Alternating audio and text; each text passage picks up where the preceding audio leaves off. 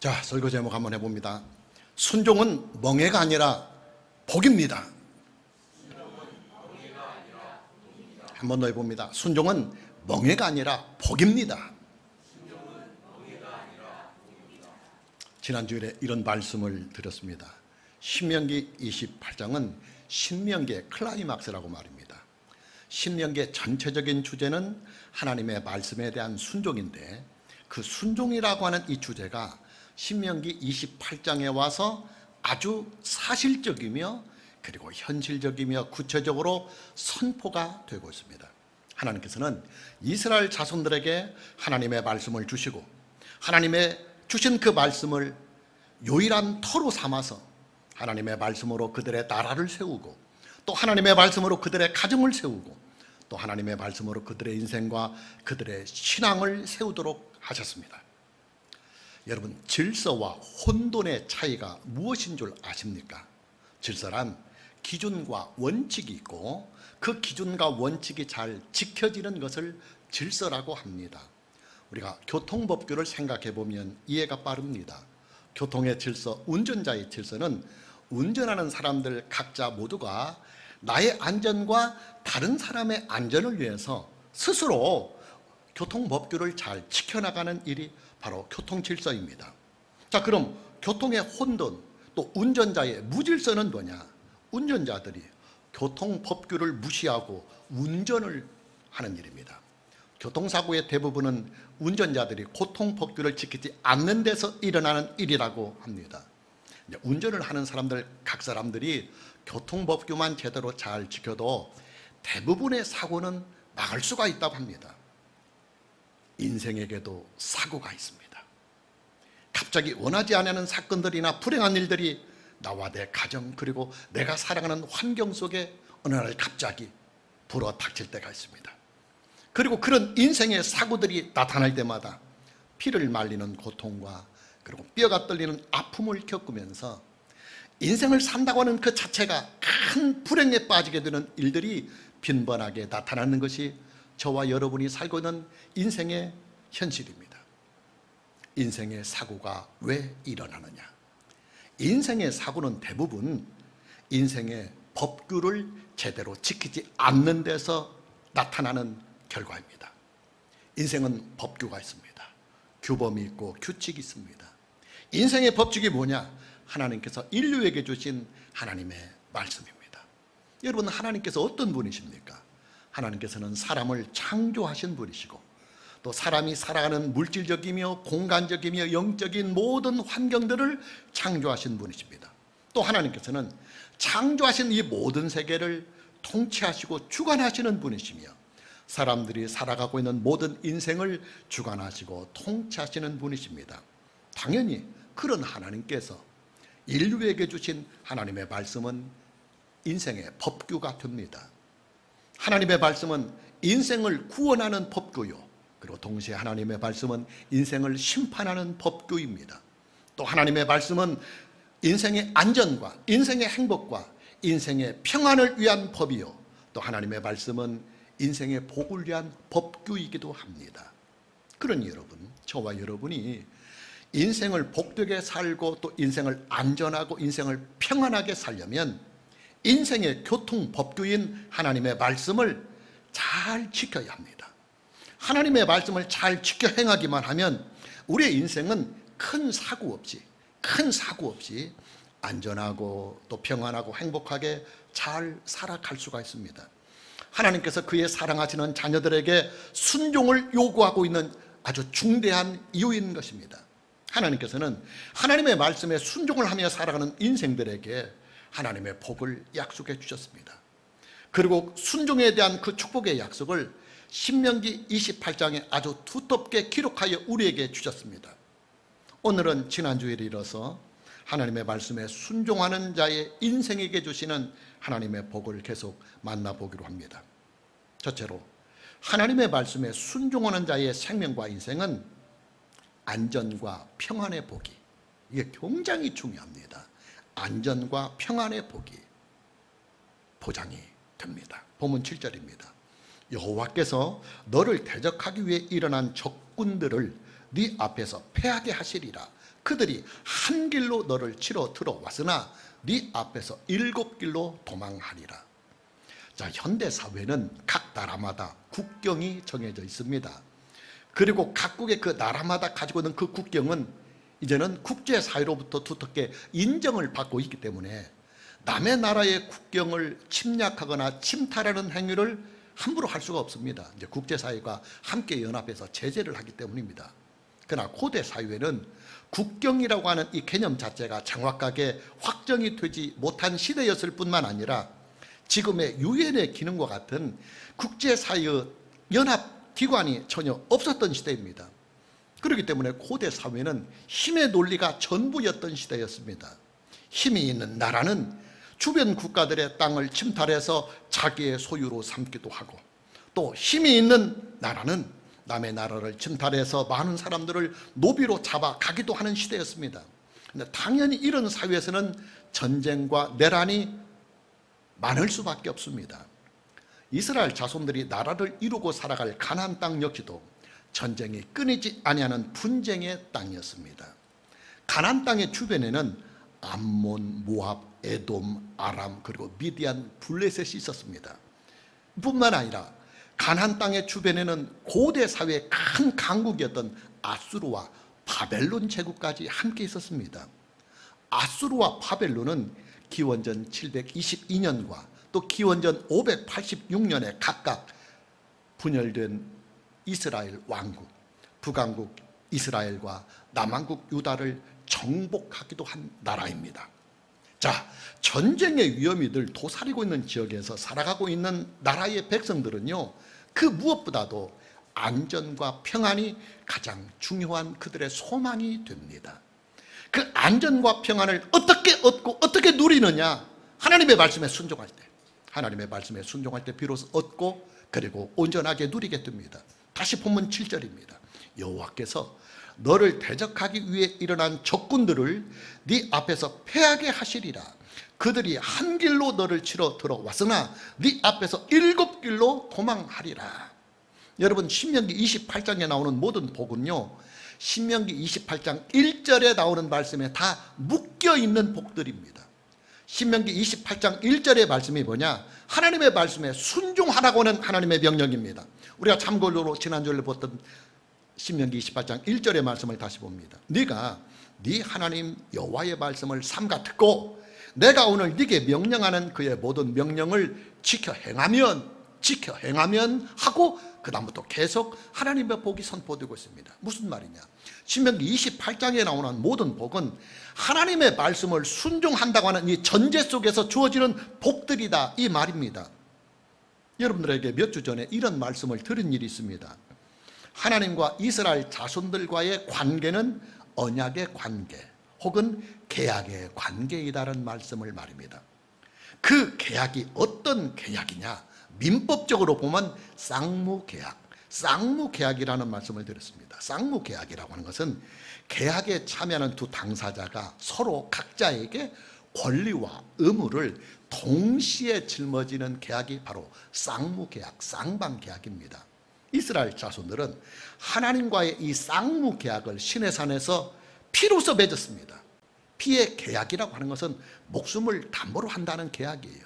그래서 이 계약을 당사자 중에 어느 일방이 어기면 목숨으로 속죄하겠습니다. 아주 무서운 계약입니다.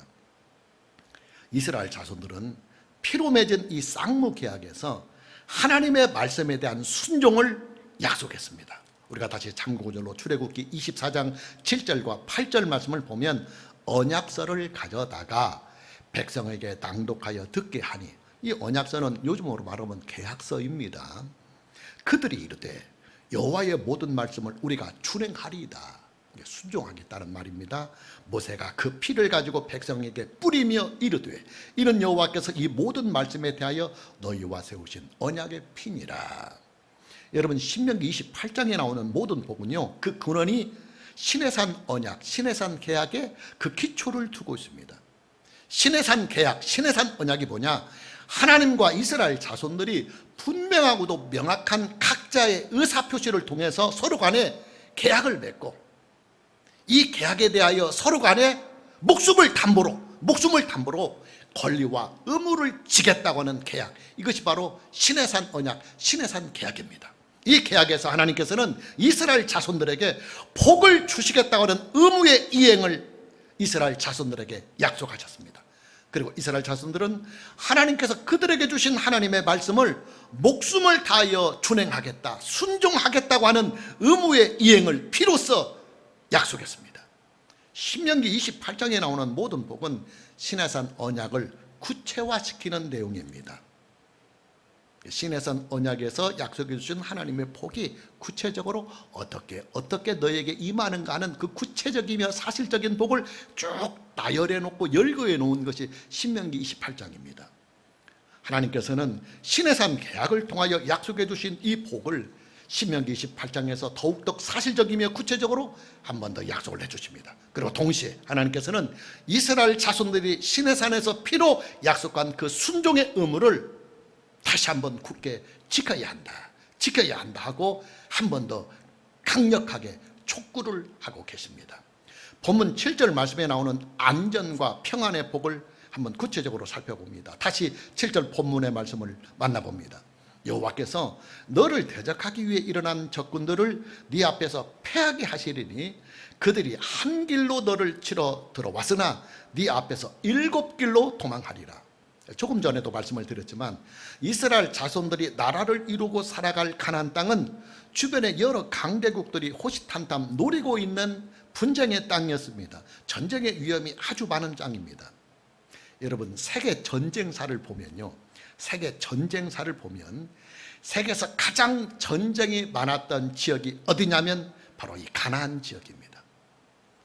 그리고 세계 전쟁사에서 전쟁을 가장 많이 겪었던 나라가 어떤 나라냐면 바로 이스라엘 나라예요. 중요한 사실은 이스라엘이 가나안 땅에서 겪은 그 모든 전쟁들에게는 단 하나의 예외도 없이 한 가지의 공식이 존재하고 있다고 하는 이 사실입니다. 아주 중요한 말이에요. 그 공식이 뭐냐면 하나님의 말씀에 순종할 때에는 반드시 이스라엘 자손들은 모든 전쟁에서 승리를 하였습니다. 그들의 국력과 그들의 군대와 상관이 없이 세계 전쟁사에서 가장 많은 전쟁을 겪었던 이스라엘 자손들이 그 엄청난 모든 전쟁에서 단 한 번의 예외도 없이 적용되는 공식이 뭐냐? 그들이 하나님의 말씀에 순종할 때는 그 모든 전쟁에서 단 한 차례도 지지 않았다. 다 이겼다. 그러나 하나님의 말씀에 불순종을 할 때는 반드시 전쟁에서 패했다고 하는 사실입니다. 여러분이 시간을 내서 구약 성경을 한번 직접 읽어보십시오. 가나안 땅을 정복해가는 여정들을 쭉 기록하고 있는 것이 여호수아입니다. 그러니까 가나안 땅을 정복하려면 엄청난 전쟁들이 있습니다. 그지요? 그 전쟁들을 기록해 놓은 것이 여호수아. 또 사사시대에 겪었던 많은 전쟁의 역사를 기록해 놓은 것이 사사기. 그 다음에 이스라엘의 왕정 국가에 일어났던 많은 전쟁들과 그 갈등들과 분쟁들을 기록해 놓은 것이 사무엘 상하, 그리고 역대기 상하, 그리고 열왕기 상하입니다. 이 모든 성경 말씀을 여러분이 직접 읽어보면 거기에 등장하는 엄청난 그 수많은 전쟁들 속에서 단 한 번의 예외도 없이 하나의 공식이 존재한다는 사실을 알 수 있습니다. 그 공식이 뭐냐? 하나님의 말씀에 순종할 때는 그들은 100% 전쟁에서 이겼다. 그러나 하나님의 말씀에 불순종할 때는 그들은 100% 전쟁에서 패했다. 구약 성경을 보면 이스라엘이 겪었던 수많은 전쟁들이 기록이 되어 있습니다. 그리고 이 모든 전쟁에는 변하지 않는 하나의 공식이 존재합니다. 그 공식이 뭐냐? 모든 전쟁에서의 승패의 요인은 오직 하나, 하나님의 말씀에 대한 순종의 여부에 따라서 전적으로 달려 있다고 하는 이 사실입니다. 다시 본문 7절 말씀을 봅니다. 여호와께서 너를 대적하기 위해 일어난 적군들을 네 앞에서 패하게 하시리라. 그들이 한 길로 너를 치러 들어왔으나 네 앞에서 7길로 도망하리라. 여러분, 본문 7절에 나오는 적군은요, 크게 세 종류의 적군을 말씀하고 있습니다. 첫째는 이스라엘을 침략해오는 모든 나라들과 그리고 군대들을 말합니다. 하나님께서는 이스라엘 자손들이 하나님의 말씀을 순종을 하는 한 이스라엘을 침략해오고 침공해오는 그 어떤 나라들이나 그 어떤 군대들도 단 한 건의 예외도 없이 다 물리쳐 주시겠다고 하는 약속을 하셨고, 그 약속을 역사 속에서 신실하게 지켜가셨고 가고 계십니다. 그리고 둘째로 본문 7절에 나오는 이 적군은 이스라엘의 신앙을 대적해 오는 영적인 사단의 세력을 말하고 있습니다. 하나님께서는 이스라엘 자손들이 하나님의 말씀에 순종을 하는 한 반드시 그들의 신앙을 무너뜨리려고 들어오는 사단의 모든 시험과 계략으로부터 이스라엘을 견고히 지켜주시겠다고 하는 약속을 하셨고, 그 약속을 지키시며 지금도 신실하게 지켜가고 계십니다. 그리고 셋째로 본문 7절에 나오는 이 적군은, 이게 중요합니다. 인생에 불어닥치는 적군, 우리의 삶에 일어나는 적군, 즉 환난과 위험, 사고와 사건들을 말합니다. 여러분, 대부분의 사람들이요, 인생을 표현할 때 뭐라고 인생을 표현하고 정의를 하느냐면, 인생은 전쟁이다, 인생은 전쟁터이다, 이런 표현, 이런 정의를 가장 많이 합니다. 그만큼 우리가 살아가고 있는 인생의 길에는 수많은 악재들이 존재하고 수많은 위기들과 수많은 사고들과 사건들이 많이 존재하고 있다는 사실입니다. 그래서 연세를 드신 분들은 자기들이 살아온 인생을 이렇게 말을 합니다. 야, 내 인생은 산전수전 다 겪었어. 그리고 이제 유머 감각이 좀 있는 분들은, 야, 내 인생은 산전수전만 겪은 것이 아니라 공중전도 치렀고 육박전까지도 다 치렀다, 이렇게 말을 합니다. 하나님께서는 이스라엘 자손들에게 약속을 하십니다.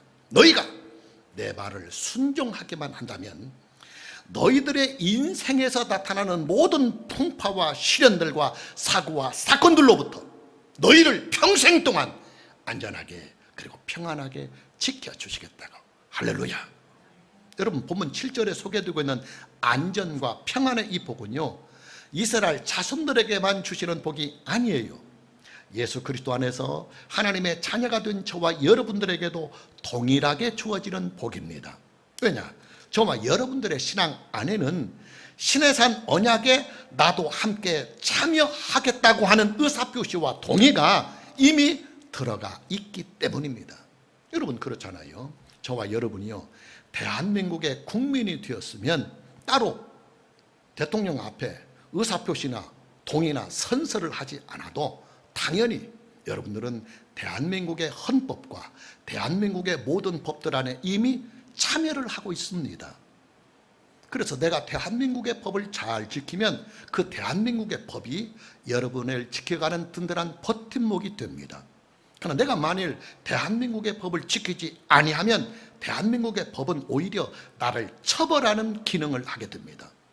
저와 여러분이 예수 그리스도 안에서 하나님의 백성이 되었다고 한다면 당연히 하나님 나라의 법에 구속을 받게 됩니다. 하나님 나라의 법에 참여하게 됩니다. 왜냐? 나의 믿음, 나의 신앙 안에는 하나님과 하나님의 백성들 사이에 맺은 신의 산 언약에 나도 함께 믿음으로 참여하겠습니다 하는 의사표시와 동의가 들어가 있기 때문입니다. 하나님께서는 하나님의 말씀에 순종을 하는 자들의 인생에 대하여 물질의 복을 든든하게 약속해 주십니다. 본문 8절을 계속 봅니다. 여호와께서 명령하사 네 창고와, 이 창고의 복이 굉장히 소중한 복이에요. 이게 간단한 복이 아니에요. 네 창고와 네 손으로 하는 모든 일에 복을 내리시고, 일에 대한 복, 일터 직장의 복입니다. 네 하나님 여호와께서 네게 주시는 땅에서 네게 복을 주실 것이며 그랬습니다. 본문 8절 말씀을 보면 네 창고와 네 손으로 하는 모든 일에 복을 내리시겠다 하는 말씀이 선포되고 있습니다. 창고와 일터에 대한 복을 말씀하고 있습니다. 여러분, 하나님께서 우리에게 주시는 물질의 복은요, 반드시 일을 통해서, 일터를 통해서, 직장을 통해서 물질의 복을 주시는 것이 원칙입니다. 그래서 성경은, 야, 너 일하기 싫어하느냐? 그러면 일하기 싫어하거든 먹지도 말어. 아주 냉정하게 성경은 선포합니다. 예수님을 믿는 사람들 중에 가끔씩 일이라고 하는 이 영역에 대하여 크게 착각을 하고 있는 사람들이 있어요. 그 착각이 뭐냐면, 일이라고 하는 이 영역을 타락의 결과로 주어지는 고통이라고 생각하는 착각입니다.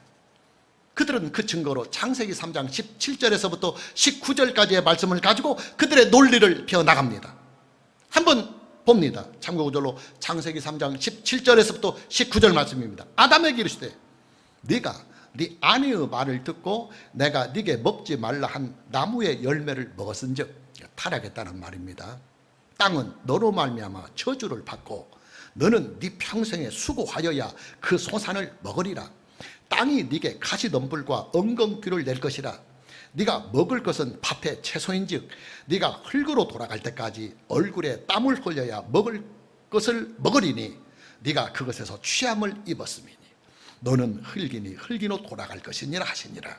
자, 이 말씀은 아담과 하와가 타락을 한 후에 하나님께서 타락한 아담과 그의 후손인 인류에게 내리는, 저는 저주라는 말을 안 쓰려고 해요. 되도록이면 성경에는 저주라고 되어 있습니다.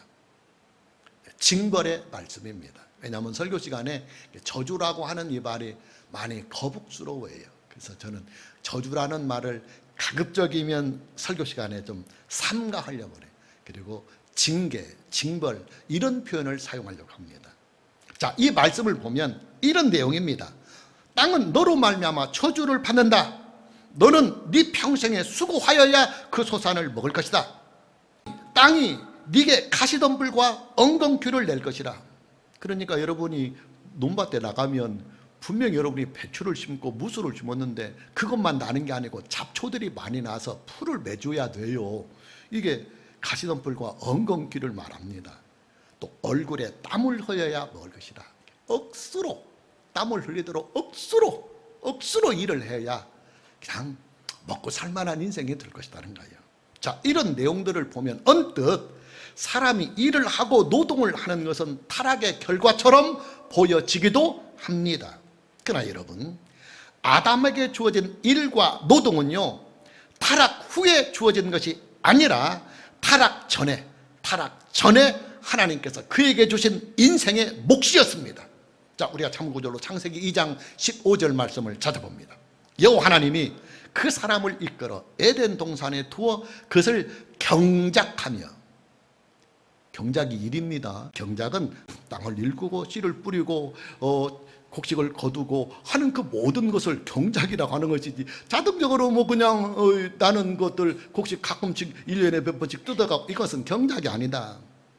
그러나 하나님께서 아담에게 에덴 동산을 두시면서 그 땅을 네가 경작하라 그리고 지켜야 한다. 자, 창세기 2장 15절 말씀은 하나님께서 아담을 창조하신 직후에 아담에게 에덴 동산을 그의 삶의 거처로 주시면서 주시는 말씀입니다. 이 말씀을 보면 그것, 즉 에덴 동산을 경작하며 지키게 하셨다 분명히 선포하고 있습니다. 이거 타락 전에 주신 말씀입니다. 하나님께서 아담을 창조하신 후에 곧바로 그를 데리고 하나님이 손수 만드신 그 좋은 에덴 동산에 그들을 데리고 가서 너 여기서 살아? 그러나 그냥 살지 말고 이 에덴 동산을 네가 잘 경작하고 지켜야 된다 하고 그들에게 사명을 주시는 것입니다. 여러분, 땅을 경작하고 지킨다는 말씀이 무슨 뜻입니까? 에덴 동산에 있는 땅을 잘 일구어서 에덴 동산의 땅을 좋은 땅으로 계속 유지를 해 나가고 에덴 동산을 잘 관리하라 하는 명령입니다. 여러분, 경작과 관리는요, 하나님께서 아담에게 주신 자기 몫의 일이며 그리고 자기 몫의 노동입니다. 그리고 하나님께서 아담에게 주신 바로 이 노동과 일은 타락 전에 주어진 것입니다. 타락 후에 준 것이 아니라 타락 이전에 주신 것이고 동시에 아담에게 부여된 그의 특별한 사명이기도 했습니다. 그럼 하나님께서 타락한 아담에게 징계로 주신 노동의 고통, 노동의 수고는 뭐냐? 필요 이상의 노동, 그리고 노동의 결과가 온전화가 충분하게 와야 되는데 나는 100이라고 하는 노동을 투자했는데 내게 들어오는 효과는 50밖에 안 올 때 이것은 이제 일한 축복을 얻지 못하는 것입니다. 예를 한번 들어보겠습니다. 요즘 세계의 선진 국가들은 거의 다 노동의 최소화를 목표로 삼고 있습니다. 주 6일 근무가 주 5일 근무로 바뀐 지 이미 오래됐습니다. 그리고 지금 서서히 선진 국가 안에서는 지금 우리나라에도 주 4일 근무의 바람 서서히 불어들고 있습니다. 불토가 불금으로 바뀌더니 이제는 서서히 불목으로 다시 바뀌어지려고 하고 있습니다. 여러분, 일이나 노동이라고 하는 것은요, 건강과 행복을 위해서, 잘 들으세요, 적당한 선에서 일을 하고 또 적당한 선에서 노동을 해야 하는 것입니다. 적당한 선을 넘어버리는 일이나 노동은 유익이 아니라 오히려 독이 됩니다. 피곤이 오고 짜증이 오고 무리가 따르고 또 가정사, 개인의 사생활, 개인의 행복들이 일에 짓눌려서 아무것도 펼쳐나가지 못하니까 너무 과중한 이런 일들은 복이 아니에요. 적당한 일을 통해서 충분한 물질을 얻고 이런 것들을 충분히 100% 다 나의 행복으로 고스란히 쓸 수 있다고 한다면 이것이 물질의 복이에요. 할렐루야. 하나님께서 타락 전에 아담에게 주셨던 일과 노동은요, 적당한 선에서의 일과 노동이었습니다. 아담의 건강과 아담의 행복을 위해서 아주 적절하면서도 아주 적당한 분량으로 너 이만큼 일하면, 너 이거 에덴 농산 잘 경작하며 관리하고 살면 너 건강에도 좋아. 그리고 이것은 네 최소한의 일을 통해서 네가 일한 만큼 내가 모든 복을 너의 수고와 노동에 다 줄 것이다. 너는 이 노동과 일을 통해서 내가 주는 복을 물질적으로 얻고 누리며 또 얻은 그 물질을 하나도 밖으로 새지 않고 네가 잘 관리하면서 행복하게 쓰거라 하고 하나님께서 그에게 물질의 복을 주셨습니다. 여러분, 일과 노동 그리고 직장은요, 하나님께서 그의 사랑하시는 자녀들에게 물질의 복을 주시는 복의 통로입니다. 복의 통로. 일거리가 없으면 여러분 죽었다 깨나도 물질의 복 못 받아요. 그래서 한 가정의 가장이 또 필요한 경우에 뭐 아내와 자식들 모두가 다 현장에서 일을 할 수가 있다면 하나님께서는 여러분의 그 일과 일터를 통해서 소중한 물질의 복과 또 대인 관계와 주변의 사정들을 그 일을 통해서 함께 묶어서 여러분의 일이 작은 일이 큰 일이 되고 작은 돈벌이가 큰 돈벌이가 되게 하고 그 다음에 적은 것이 큰 것이 되게 하시면서 점차로 더 풀려서 여러분의 인생에 물질의 복을 주시는 것입니다. 따라서 저와 여러분들이 물질의 복을 얻으려면 하나님께서 우리에게 물질의 복을 주실 수 있는 일자리 있어야 해요. 일자리 있어야 합니다. 일자리가 없으면 물질의 복은 미안하지만 물질의 복은 현실입니다. 왜냐하면 하나님께서 하나님의 자녀들에게 하늘에서 매일같이 돈다발을 내려주실 수는 없잖아요. 그리고 뭐 금싸라기를 주고 금덩어리를 떨어뜨릴 수 없잖아요. 만든 화폐는 한국은에서 찌어난 화폐, 우리가 통용되는 화폐는 정해져 있습니다. 하나님께서 만일에 이것을 막 하늘에서 찍어서 우리에게 삐락 뿌리면요, 이것은 뭐 그냥 망해버려. 인플레이로 돈 가치가 없어져갖고 그냥 막 배추 한 단 살라면 막 트럭으로 막 그냥 돈다발 갖고 가야 배추 한 그릇 사고 이런 사태가 나타나니까 하나님께서 그런 자연의 질서 허물뜨리지 않아요. 어떻게 하느냐? 있는 재화, 있는 돈, 그 안에서 여러분들에게 그것을 빼고 추리고 만들어서 여러분에게 주시는 길이 뭐냐면 일이에요. 직장이에요. 일터예요. 그 일자리가 어떤 일자리냐? 하나님의 말씀에 순종할 수 있는 일자리가 돼야 합니다. 이게 가장 중요합니다.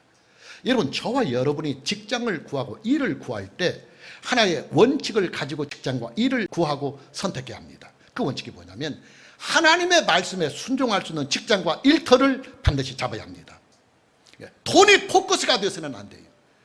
돈에 포커스를 맞추는 직장과 일터가 아니라 하나님의 말씀에 순종해서 하나님의 말씀에 순종하는 자에게 주시는 하나님의 복이 나의 일과 나의 일터와 나의 직장에 충분하고 온전하게 내릴 수 있는 환경을, 그 통로를 우리가 만들어줄 때 하나님께서 그 통로를 통하여 이 땅에는 모든 재화들을 추리고 만들어서 여러분의 그 통로로 이끌어 가는 것입니다.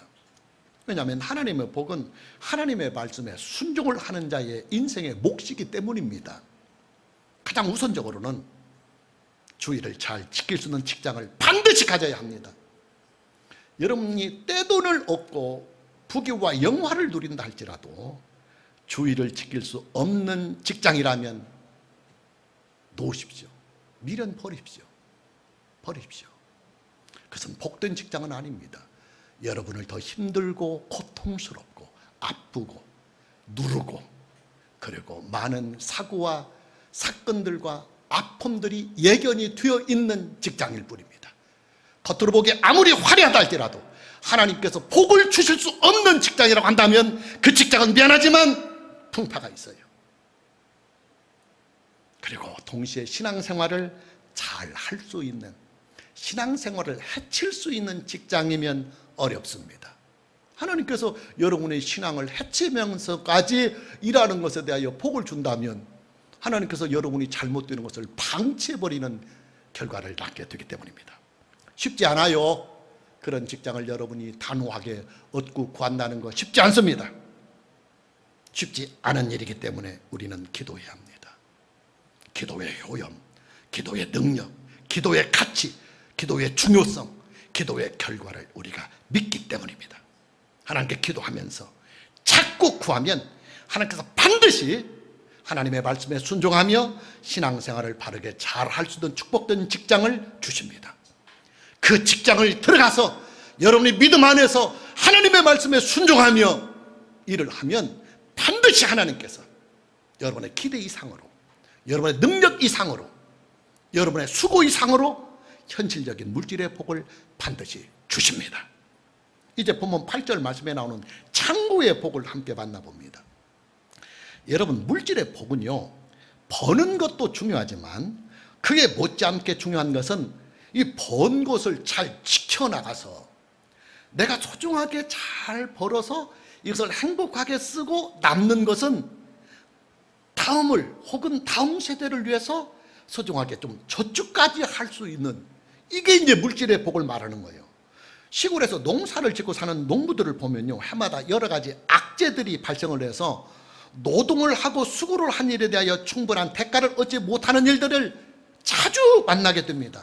뭐 전염병이 돈다든지 장마로 인해서 피해를 얻는다든지 아니면 오히려 가뭄이 든다든지 또 막 태풍이 분다든지 눈이 많이 와서 농작물이 다 눈에 쌓여버린다든지 심지어는 뭐 야생 동물들이 산에서 내려와서 농작물을 해치는 일들이 비일비재하게 일어납니다.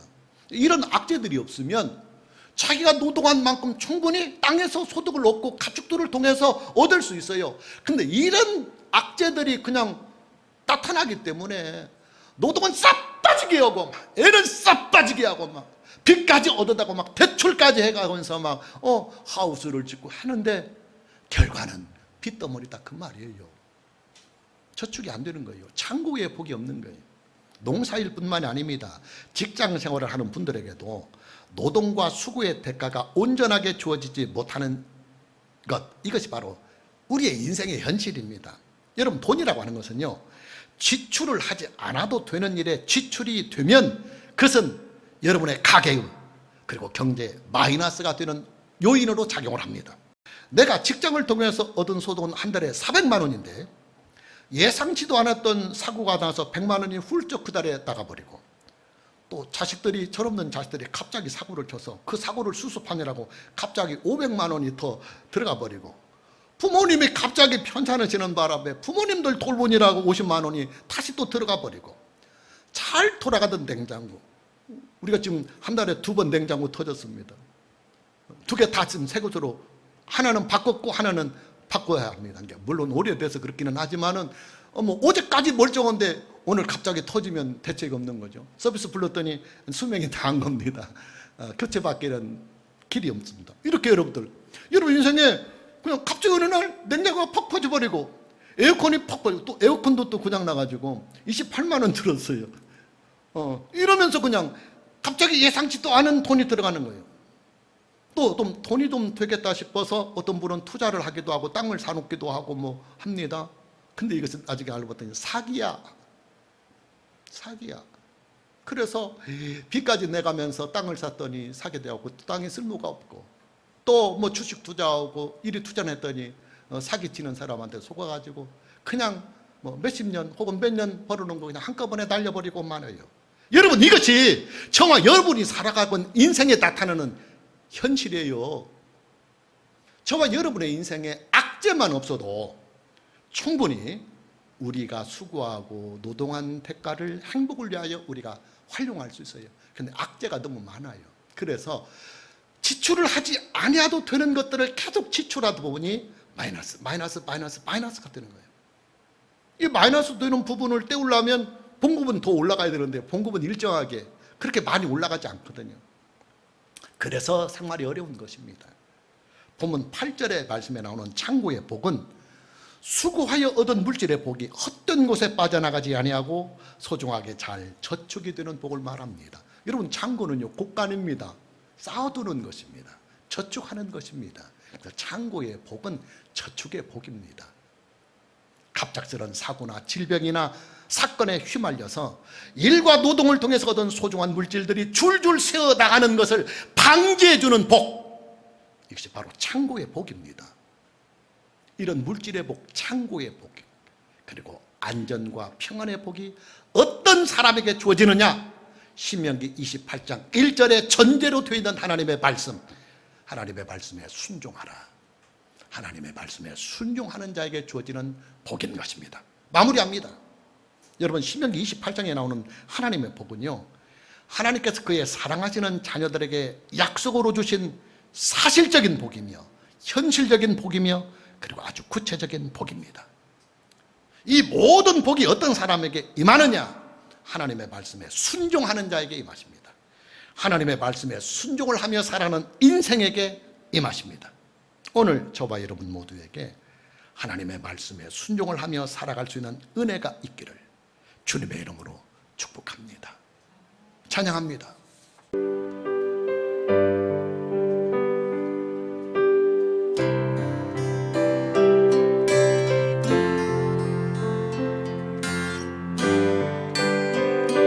나는 여호와라. 나는 여호와라. 나는 구원자라. 내가 이름에 그날에 내가 응답하지. 나는 여호와라. 나는 여호와라. 나는 구원자라.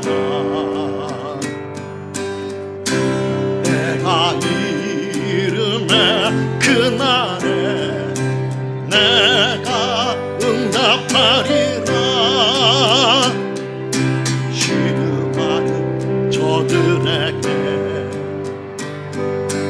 가난한 저들에게 하늘이여 응하라. 땅이여 임나라. 이스라엘에 응하라.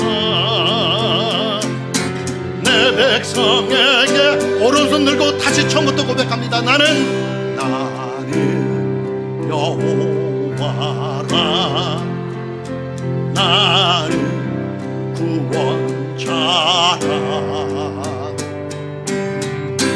내가 이름에 그날에 내가 응답하시. 나는 여호와라.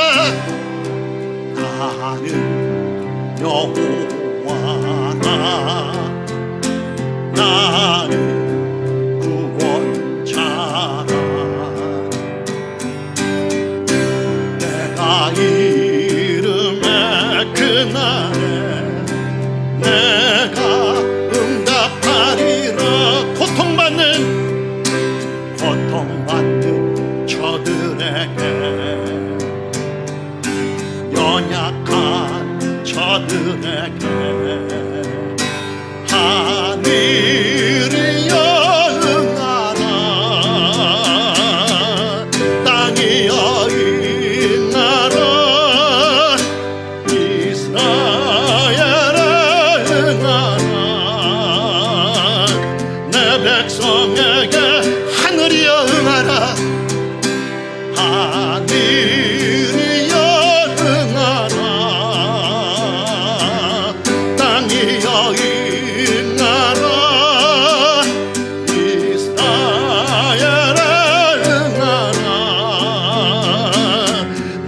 백성의 다시 처음부터 고백합니다. 나는 여호와라. 나는 여호와라.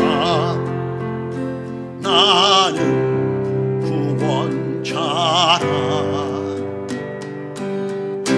내가 이름에 그날에 내가 다시 나는 여호와라. 나는 여호와라. 나는 구원자라. 내가 이름에 그날에 내가 응답하리라. 신음하는 저들에게, 가난한 저들에게 하늘이여 응하라. 땅이여 응하라. 이스라엘아 응하라. 내 백성 두 손 높이 들고 고통받는 저들에게, 고통받는 저들에게, 연약한 저들에게, 연약한 저들에게 하늘이여 하늘이여 응하라. 땅이여 응하라.